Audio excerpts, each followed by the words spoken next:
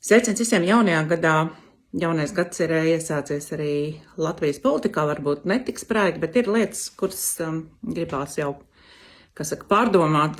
Un vēl dažas pārdomas pastāstīt arī jums.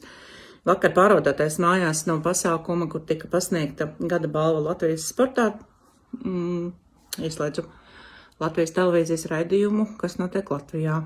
Un ļoti interesanta diskusija, protams, par pasaules aktualitātēm saistībā ar Venecuēlu, ar Trumpa politikas, realizāciju pasaules kartē un vispārējo. Un vai Baiba Braža neatrod laiku atnākt uz raidījumu, jo Bražas kundzei svarīgāk bija piedalīties sporta balvas pasniegšanās. Vai ne? Tās prioritātes.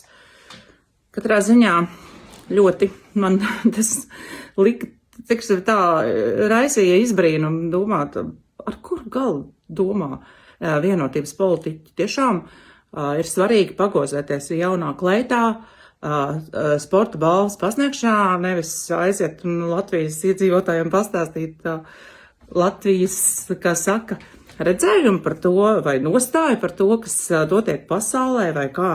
Ko mums par to domāt? Mēs esam Amerikas sabiedrotie vai nē, vai kā, bet nē.